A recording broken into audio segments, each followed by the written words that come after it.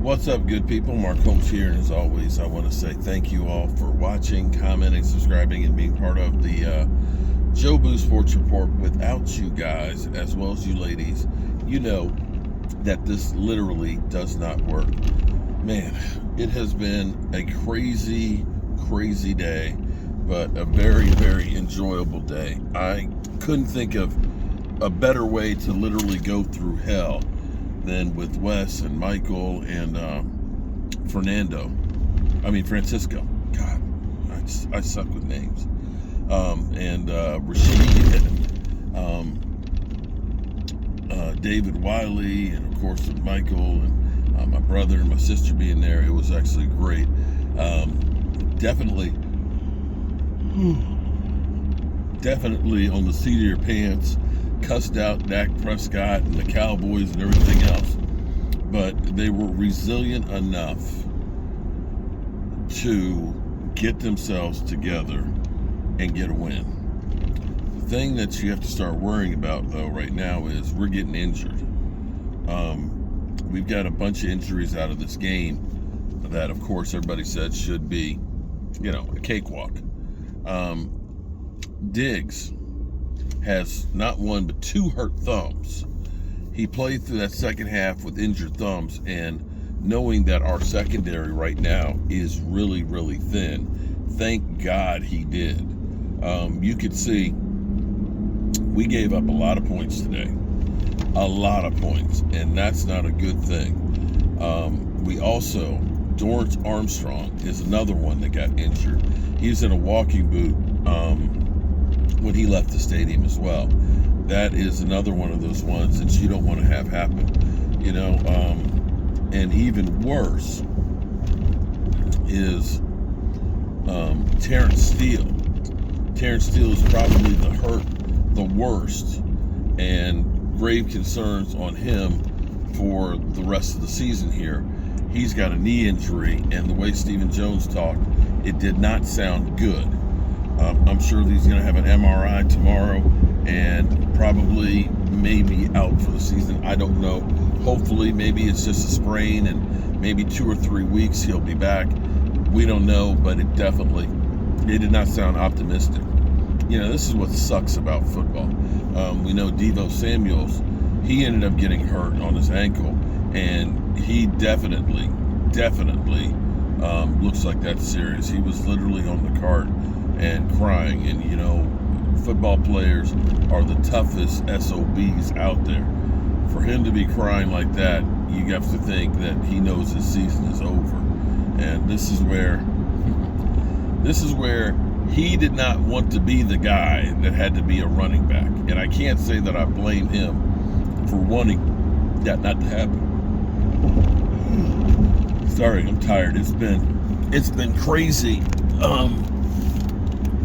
It's been crazy getting up and getting this stuff cooked, cooking the food and the game and entertaining and all that. It's just like I'm constantly on the go, and I am actually really, really tired. I may do my fireside chat early and kick to bed. This week's going to be a very busy week. But I will say this. Shout out to Jason Peters. Jason Peters may be the reason why we won that game. We put Josh, Dak will get the blame, and Dak was not. Listen, nobody was in great shape in this game. For whatever reason, the Cowboys always play down to their competition. They never play the way they should be playing. Okay? When Josh Ball came in for Terrence Steele, I believe at least one of the interceptions was Josh Ball's guy. Josh Ball's eyes were wide open and just was not working. Jason Peters, who has not played right tackle since 2005, 17 years ago. Think about that for a second. Since his rookie year, he said, I don't want to be the reason why we lose this game. But hats off to Joe Phoeben getting Jason Peters out there, because Jason Peters played well at right tackle, and thank God we had him on the roster, because if Josh Ball was doing his best Chaz Green impersonation. And what we may be looking at is Jason Peters at right tackle, Zach Martin at right guard, Biotish at center, Tyler Smith at guard, and Tyron Smith at tackle. And that's what we're going to be rolling with for the rest of the season. And then you got Connor McGovern as like your swing guard. But right now, if I never see Josh Ball out there anytime soon, now maybe he'll end up being the next Terrence Steele, and he just needs more time, fine. But right now, man, we got to get this shit together with the best five on the field, and we need to keep them on the field. We had so many drop passes and breakdowns that the team just played sloppy. I know some of that's the injuries, having, Kellen Joseph in there instead of Anthony Brown. I know people don't like Anthony Brown and all that. Kellen Joseph, had some bad plays. He had some decent plays. And you have to think that the Texans showed up, that this was their Super Bowl.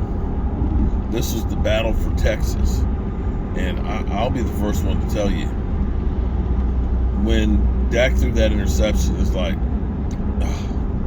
they're already in the red zone. Man, it's like, damn. But somehow, some way, I don't know how. I don't know how. But they held on. They got their shit together. That defensive series of them stopping them, that was just amazing. That goal line stance, that was hell no. We're not giving up. This shit ain't over. That was huge.